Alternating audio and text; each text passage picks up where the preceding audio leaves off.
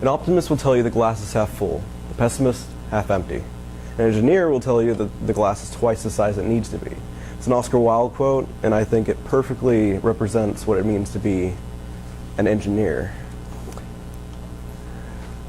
My name is Austin Schneider, and I'm doing aerospace engineering.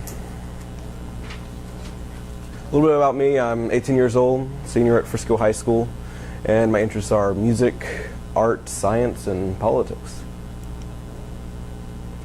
My mission statement for this year is, through the Independent Study and Mentorship Program, I aim to develop my skills as a speaker, gain valuable experiences within the professional world, and better my understanding of aerospace engineering, all for the purpose of improving my chances of obtaining my ideal future. As I continue pushing my limits of my understanding in this field under a guiding mentor, I will gain the knowledge necessary to not only discern my future path of study, but also to hopefully discover new inspiration for future aircraft design. So obviously you begin with, what is aerospace engineering? When initially I had the assumptions that many people have the assumption that it only involves space because they hear aerospace, but it involves so much more. It's planes, anything that'll move through a fluid, air, water, space. People also say mechanical engineering is better, which in many ways is true. If you aren't sure that you want to do something with planes or spaceships, mechanical engineering would be the better option. But what I've discovered that aerospace engineering is a very diverse field. It has tons of applications for cars, clean energy, and it also has a lot of room to improve. This is the field that I think will see the greatest innovation in the next century. I had lots of interviews. First, I began my interviews at UTA, and I interviewed a lot of people over there, many professors. They were all very helpful, and but they didn't give me too much of an understanding of what it would be like to work in the field, but they did help me understand what it would be like to be an aerospace engineering student in college. And then Dr. Wilson is significant for me from UTA because he helped me. Right now my field of study is in aerospace engineering, is focusing on propulsion, and he helped me go that direction. I also interviewed people at Bell Helicopter. They were also very kind, but this is my very first time looking into the into the industry for aerospace engineering. I got to see the work environment, which was very interesting because I was expecting some degree of cubicles and everything, but it was vastly.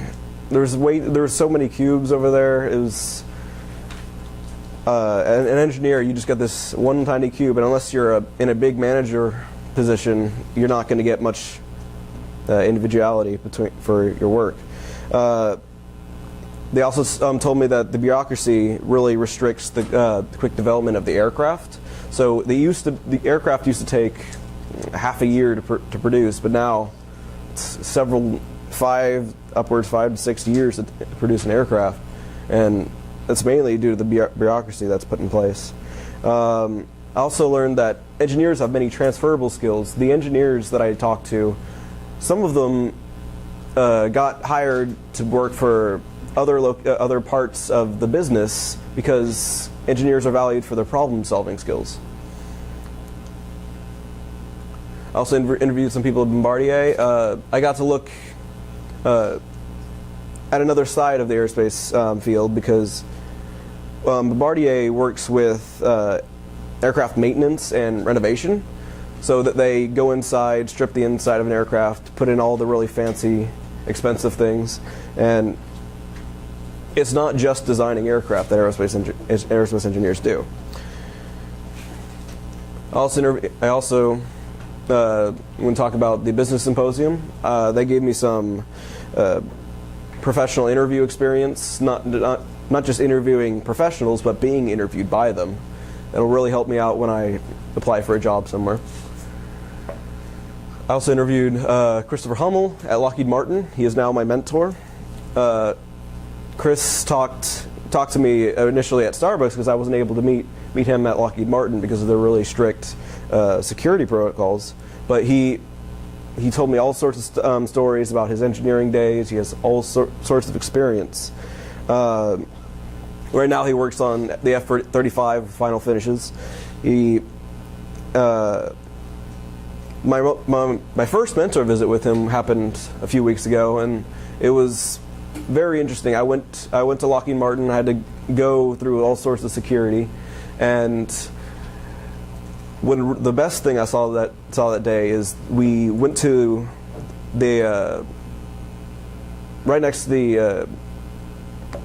I got to see an F-16 take off, and we were about 100 feet away from it as it flew by us. So that was very powerful and a really cool experience. I got to look inside of a assembled F-16, and as well as the engine that had been taken out of it. I was able to get under that and look at all the components. My research for this year began with an Outlook assessment where the skills that I found out the skills that are needed to be an aerospace engineer include analytical skills, math and critical thinking skills, business and writing skills.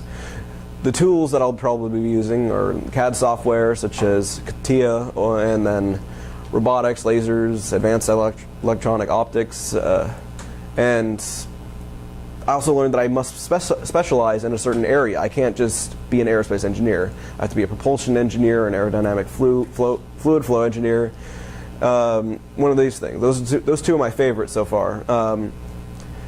Though unfortunately, I found out that the growth in the employment, the employment outlook for the U.S. in aerospace engineering is less than other fields, which is unfortunate because we really do need more engineers. But I also learned that hiring rates vary on foreign policy, which would make sense because military funding is a huge portion of what gives us our paycheck. My first research assessment was over ambient wind energy harvesting using cross-flow fluttering.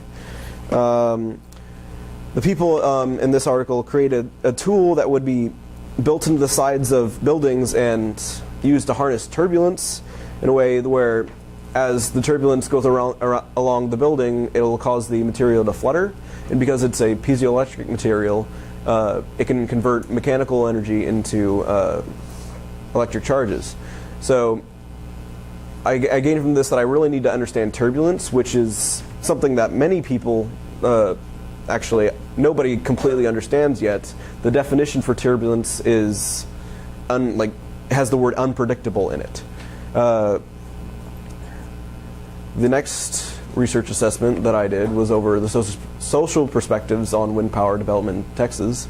I learned that it can be very efficient and cost effective to have many wind power projects in Texas, especially because of the high winds in West Texas.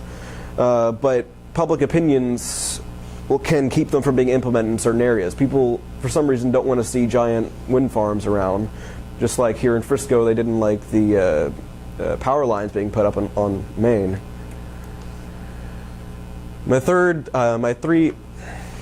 The next assessments I did in a joint, they all basically over the same topic. They were all over helping. They were all in order to help me understand divergence and flutter shear with forward swept aircraft, where the wings, as seen in that picture, are swept forward rather than back, which is very irregular and for a reason, because divergence and flutter shear occur more often in aircraft with forward swept wings. Divergence is when at a certain speed and frequency of the turbulence, the wing twists and breaks off, and flutter shear is when it bends too high and low and breaks off as well. For my UNT visit, I took a class over thermodynamic materials and fluid mechanics. The thermodynamic materials class was a very complex senior level class, And I found out that I really need a better understanding of chemistry in order to figure out all the really advanced thermodynamics, because I was barely following that class.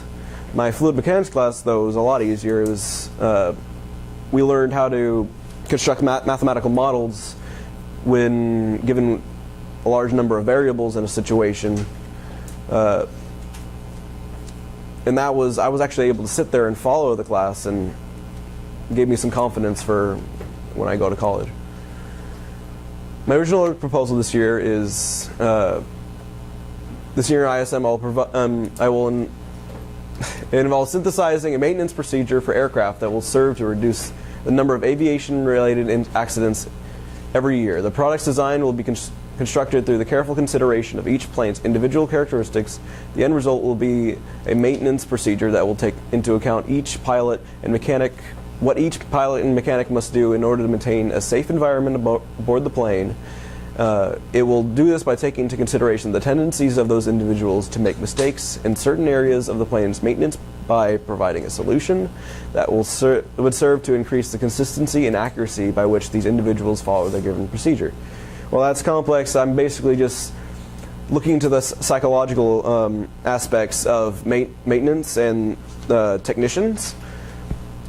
But my original work changed slightly from that. I went from creating a procedure to just giving some solutions to some of the problems. Because through my research, I found out that I kind of assumed, but the safety procedures put into place are really top-notch. I mean, you want your aircraft to be as safe as possible. So I scrapped the creating a whole new procedure, because they already had like thousands of regulations put into place, and I couldn't really compare to that. So I looked into the psychological aspects of it, and I learned that that not enough attention is placed in the psychological state of airline crews and maintenance technicians and pilots even.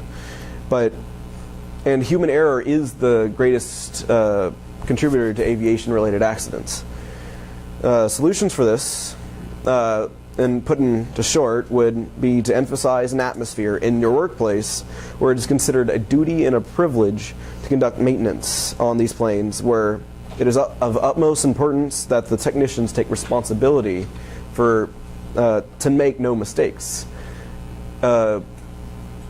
Sometimes this is inherent, but if the managers promote an atmosphere where it's that important, people are going to go back and double check, triple check, get other people to check, and they will realize that someone's life depends on them making this correct check, that them not skipping a step. In situations where mistakes might be made through like stress or fatigue, precautions need to be put into place. There need to be two people checking each other's work all the time, and records must be kept correctly. I went into some more detail in my paper where I explained this, but I don't think I have enough time for that today. Thank you very much. My name is Austin Schneider, and that's my presentation.